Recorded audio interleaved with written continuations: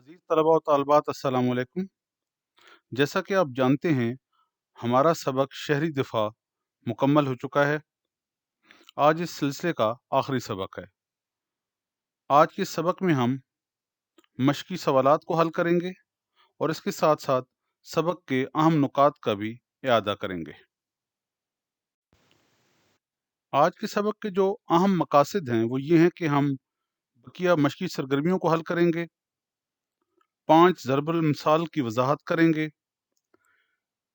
जो हमारी मश्क में अल्फाज दिए गए हैं जिनकी तज़कीर व तानीस की वजाहत करनी है, उनकी वजाहत की जाएगी और इसके साथ साथ सबक का खुलासा भी पेश किया जाएगा। जैसा कि आप जानते हैं, हम हर सबक से कुछ नए अल्फाज सीखते हैं। इन नए अल्फाज को सीखने के बाद हम कोशिश करते हैं कि आम जिंदगी में भी और अपनी तहरीर में भी इन अल्फाज को इस्तेमाल कर सकें। याद रखिए, आपकी तहरीर उस वक्त खूबसूरत, मेयारी और अच्छी हो सकती है जब आप उसमें अच्छे और नए अल्फाज इस्तेमाल करें। जब आप क्लास में अपने असातिज़ा से कहते हैं कि हमसे जवाब नहीं बन पा रहा, हम अच्छा जवाब लिख नहीं पा रहे, तो इसकी वजह ये है कि हम नए अल्फाज नहीं सीख रहे होते, हम अल्फाज को इस्तेमाल नहीं कर रहे होते। हम अपनी नोटबुक में अल्फाज मानी तो लिख लेंगे, हम याद करके टेस्ट तो दे देंगे, लेकिन हम ये कोशिश नहीं करते कि जो अल्फाज हमने सीखे हैं उनको जुमलों में इस्तेमाल भी करें। कौन से जुमले? जो हम जवाब में लिख रहे हैं, जो हम मज़मून में लिख रहे हैं, जो हम कहानी में लिख रहे हैं, जो हम दरख्वास्त में लिख रहे हैं, जो हम ख़त में लिख रहे हैं। तो इस सबक से जो हमने नए अल्फाज सीखे हैं, वो मैं एक दफ़ा पढ़ देता हूँ और उनके मानी भी बता देता हूँ। इसके बाद आपने कोशिश करनी है कि इन अल्फाज को ना सिर्फ अपनी आम जिंदगी में इस्तेमाल करें, अपने घर में अपने वालिदैन के साथ इस्तेमाल करें, बल्कि जब आप उर्दू का कोई भी जुमला लिख रहे हों, चाहे वो किसी सबक के सवाल जवाब हों, कोई खत, दरखास्त, कहानी कुछ भी हो, तो वहां भी ये अल्फाज इस्तेमाल कर सकें और आपको जरूर इस्तेमाल करने चाहिए। एक नया लफ्ज जो हमने इस सबक से सीखा है वो है सहल, आसान। अब आप आसान भी लिख सकते हैं अपनी किसी तहरीर में, अपने जवाब में, अपने जुमले में, लेकिन अगर आप सहल लिखेंगे तो वो ज्यादा अच्छा लगेगा, जिसको आप कहते हैं ना, ये अच्छी उर्दू होगी। अज सरे नौ, नए सिरे से। मसलन आप क्लास में आते हैं, आपने काम किया, आपके उस्ताद ने कहा ये काम ज़्यादा अच्छा नहीं है, इसमें थोड़ा-सा इसमें थोड़ी-सी गड़बड़ हो गई है, ये काम आपको दोबारा करना चाहिए। तो आप कहें, जी उस्ताद या यस सर, मैं इसको अस-सरे-नौ कर लूँगा, यानी मैं इसको नए सिरे से कर लूँगा। फिर एक अगला लफ्ज़ है मसाइब। मसाइब का मतलब है मुश्किलात। तो आप ये कह सकते हैं, कोरोना वायरस की वजह से लोग बहुत मुश्किलात का शिकार हैं। लेकिन अगर कोई और बच्चा बोले, कोरोना वायरस ने लोगों को मसाइब में मुब्तला कर रखा है, तो हम कहेंगे वो बहुत अच्छी उर्दू बोलता है। हम कहेंगे वो उसकी ज़बान बहुत साफ है, क्योंकि वो जो नया लफ्ज़ सीख रहा है उसको इस्तेमाल भी कर रहा है। फिर एक अगला लफ्ज़ है नाकाबिले तलाफ़ी। नाकाबिले तलाफ़ी, ऐसा नुकसान जो पूरा ना हो सके, यानी आपसे कोई गलती हो गई, कोई नुकसान हो गया किसी से, वो ठीक नहीं हो सकता अब, वो पूरा नहीं हो सकता, उसे कहते हैं नाकाबिले तलाफ़ी। जैसे अल्लाह ना करे कोई बच्चा किसी मज़मून में फ़ेल हो जाए, उसके एनुअल एग्जाम हो और वो अगली क्लास में प्रमोट ना हो सके, तो हम कहेंगे उसको नाकाबिले तलाफी नुकसान पहुंचा है। क्यों? वो जो साल गुजर गया वो वापस नहीं ना आ सकता, तो ये मुमकिन नहीं। अगले साल वो हो तो जाएगा पास, लेकिन एक साल तो मुकम्मल जाया हो गया ना, तो इसको कहते हैं नाकाबिले तलाफी। नागहानी, अचानक आने वाली मुसीबत। अचानक आने वाली मुसीबत, बिलाशुबा, जिसमें कोई शक ना हो। आपको वो काम करने को कहता है, आप किसी को समझाना चाहते हैं और ये कहना चाहते हैं कि इसमें कोई शक नहीं है, तो आप ये लफ्ज़ इस्तेमाल कर सकते हैं। बिलाशुबा आपने दुरुस्त फरमाया, बिलाशुबा ये बात सही है। तो मैं उम्मीद करूँगा कि ये नए अल्फ़ाज़ आप ना सिर्फ़ सीखेंगे, बल्कि इन नए अल्फ़ाज़ को आम ज़िंदगी में भी और अपने जुमलों में इस्तेमाल करेंगे। हमने मुख्तसर सवालात लिख लिए हैं, ये आखिरी सवाल बाकी है। क्या शहरी दिफ़ा की तरबियत लाज़मी करार दे देनी चाहिए? अपनी राय के हक में दलाइल दें, बताएँ क्यों? यानी क्या जो सिविल डिफेंस की ट्रेनिंग है, जो शहरी दिफा की तरबियत है, वो ज़रूरी होनी चाहिए? میرے خیال میں شہری دفاع کی تربیت ہر ایک کے لیے لازمی قرار دے دینی چاہیے۔ اس کی وجہ یہ ہے، اب دیکھو نا، اس نے پوچھا نا دلائل دیں، یعنی آرگومنٹس دینا، بھائی کیوں ہونی چاہیے۔ اب پہلے حصے کا ہم نے جواب دے دیا ہے کہ یس لازمی ہونی چاہیے، اب اس کے بعد اگلا جو حصہ تھا اس کا بھی جواب دینا ہے۔ یعنی ہم جب سوال کا جواب دے رہے ہوتے ہیں تو ہمیں یہ دھیان رکھنا چاہیے کہ جو پوچھا جا رہا ہے وہ مکمل طور پر اس کا ہم جواب دیں۔ تو میرے خیال میں شہری دفاع کی تربیت ہر ایک کے لیے لازمی قرار دے دینی چاہیے۔ اس کی وجہ یہ ہے کہ دنیا کے حالات بہت تیزی سے بدل رہے ہیں، شہروں کی آبادی بہت بڑھ چکی ہے، اس کے علاوہ ایٹمی جنگ کا خطرہ بھی موجود رہتا ہے۔ ایسی صورتحال میں صرف حکومتی ادارے امدادی کام مکمل نہیں کر سکتے، اس لیے اگر عوام کو شہری دفاع کی تربیت دے دی جائے تو نقصان میں کمی کی جا سکتی ہے۔ آپ کے سامنے معروضی سوالات موجود ہیں۔ ان سوالات کو آپ ایم سی کیوز کہتے ہیں، یعنی درست جواب کی نشاندہی کرنا۔ ان سوالات کے جوابات دیتے ہوئے ہم اپنے سبق کے متن کو، سبق کے ٹیکسٹ کو، یعنی جو سبق ہم نے پڑھا ہے اس کو سامنے رکھتے ہیں۔ پاکستان کی تاریخ کا بدترین سانحہ ہے۔ کون سا سانحہ؟ 2005 کا زلزلہ۔ بدترین یعنی بہت برا۔ نمبر 2، حکومتی اداروں کے علاوہ ملکی سطح پر متاثرین کی منظم امداد، منظم ہوتا ہے باقاعدہ طریقے کے مطابق، کس نے فراہم کی؟ علاقائی تنظیموں نے، علاقے کے لوگوں نے، سماجی بہبود کے اداروں نے۔ تو سبق میں لکھا ہوا ہے علاقائی تنظیم نے۔ کیوں؟ کہ وہ اس علاقے میں کام کر رہی تھی اور ان کو پتہ تھا، تو انہوں نے اچھی طرح اس علاقے کے لوگوں کی مدد کی۔ نمبر 3، شہری دفاع کا محکمہ ماتحت ہے۔ کس کے ماتحت ہے؟ وزارت دفاع کے، وزارت داخلہ کے، وزارت خزانہ کے۔ تو پاکستان میں شہری دفاع کا محکمہ وزارت داخلہ کے ماتحت ہے۔ وزارت داخلہ، وزارت کا مطلب ہوتا ہے بیٹا منسٹری۔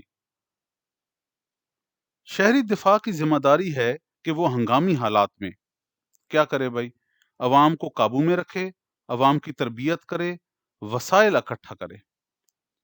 تو کون سا کام کرے؟ عوام کی تربیت کرے۔ شہری آبادی کے لیے خطرات بڑھنے کی وجہ کیا وجہ ہے کہ شہروں کے جو لوگ ہیں، جو شہروں میں رہتے ہیں، ان کے لیے اب خطرہ بہت بڑھ گیا ہے۔ یہ نہیں کہ ہر وقت خطرہ ہے، یعنی حادثہ کوئی ہوتا ہے نا تو اس سے نقصان زیادہ ہوگا، اس خطرے کی بات ہو رہی ہے۔ تو کون سا خطرہ اور کون سی وجہ ہے؟ تابکاری پھیلاؤ، زلزلے، خوراک کی قلت۔ تو سبق میں موجود ہے تابکاری پھیلاؤ۔ تابکاری پھیلاؤ یعنی جو ایٹمی ہتھیار بنائے جاتے ہیں نا جہاں پر، تو جو ایٹمی مواد ہے وہ اگر پھیل جائے شہروں میں تو اس کا شدید نقصان ہو سکتا ہے۔ بچوں، آپ کے اگلے سوال میں کچھ ضرب الامثال دی گئی ہیں۔ امثال مثال کی جمع ہے۔ ضرب المثل، ضرب المثل کہتے ہیں وہ جملہ جو مثال کے طور پر بیان کیا جائے، مثال کے طور پر بیان کیا جائے، کہاوت کی طرح مشہور ہوتا ہے۔ یہ وہ جملہ جو مثال کے طور پر بیان کیا جائے۔ کچھ ضرب الامثال موجود ہیں، آپ نے ان کو ان کے درست جواب کے ساتھ ملانا ہے، لیکن اس سے پہلے میں ان تمام ضرب الامثال کی وضاحت کر دوں، ان کے معنی سمجھنے کے بعد پھر آپ ان کو ملا سکیں گے۔ ایک انار 100 بیمار، اس کا مطلب یہ ہے کہ اگر ایک چیز ہو اور اس کی خواہش بہت سے لوگ رکھتے ہوں، یعنی ہر کوئی چاہتا ہو کہ وہ اسے مل جائے، تو ایک انار 100 بیمار، یہ اس وقت بولا جاتا ہے جب چیز ایک ہو اور اس کو حاصل کرنے والے بہت سارے ہوں۔ بندر کیا جانے ادرک کا سواد، جو آدمی کسی چیز یا خوبی سے واقف نہ ہو وہ اس کو نہیں سمجھ سکتا۔ اب دیکھیں نا، ہم کھانے میں ادرک استعمال کرتے ہیں، اب بندر کو تو نہیں پتا نا کہ ادرک کا ٹیسٹ کیسا ہے، ادرک کا ذائقہ کیسے ہے۔ اس طرح جو آدمی کسی چیز کی خوبی نہیں جانتا، جس آدمی کو کسی چیز کا پتہ نہیں ہے، وہ کیسے سمجھ سکتا ہے کہ اس کا کیا فائدہ ہے اور کیا نقصان ہے۔ اونٹ کے منہ میں زیرہ، یعنی ضرورت سے کم ملنا۔ زیرہ بہت چھوٹا ہوتا ہے، اس سے اونٹ کا پیٹ نہیں بھر سکتا، उसको जीरा खिला दो तो क्या फर्क पड़ेगा, जीरा तो बहुत छोटा सा है। इस तरह जब किसी को जरूरत से बहुत कम चीज मिले तो तब कहते हैं ऊंट के मुंह में जीरा। झूठ के पांव नहीं होते, यानी झूठ जरूर पकड़ा जाता है। अब जिस चीज के पांव ना हो वो दूर तक नहीं जा सकता या नहीं जा सकती, और वो पकड़ी जाती है या वो काम पकड़ा जाता है या वो गलती पकड़ी जाती है। इस तरह झूठ एक ना एक दिन जाहिर हो जाता है। चिराग से चिराग रोशन होता है। अगर एक चिराग जल रहा हो और बाकी बुझे हुए हों तो उस एक जलते हुए चिराग की मदद से बाकी चिरागों को भी जलाया जा सकता है। इसका मतलब ये है कि एक से सबको फायदा पहुंच सकता है या एक से दूसरे को फायदा पहुंच सकता है। कैसे? जैसे आपको अगर कोई मजमून बहुत अच्छी तरह समझ आता है तो आप दूसरों को समझाते हैं, उनकी मदद करते हैं, अपने साथियों की, अपनी क्लास फेलोज की। वो उसके बाद एक और साथी की मदद कर देता है और दूसरे उस एक और अगले साथी की मदद कर देता है। इस तरह आपने एक चिराग जलाया, एक अच्छा काम किया, उससे फिर एक और चिराग जला, फिर एक और चिराग जला। इसे कहते हैं चिराग से चिराग रोशन होना, यानी नेकी बढ़ती जाती है, आगे से आगे चलती रहती है। एक से दूसरे को फायदा होता है, दूसरे से तीसरे को, तीसरे से चौथे को फायदा पहुंचता है। ये वो ज़रबुल अमसाल हैं। आपने अब ज़रबुल अमसाल समझ ली हैं और इनको आपने अब खुद मिला लेना है। एक अनार 100 बीमार, इसका मानी आगे लिखा हुआ है। थोड़ी चीज के ज्यादा ख्वाहिशमंद, बंदर क्या जाने अदरक का सवाद, हर खूबी को हर एक नहीं समझता, ऊंट के मुंह में जीरा, जरूरत से कम मिलना, झूठ के पांव नहीं होते, यानी झूठ आखिरकार जाहिर हो जाता है। चिराग से चिराग रोशन होता है, यानी एक से दूसरे को फायदा पहुंचता है।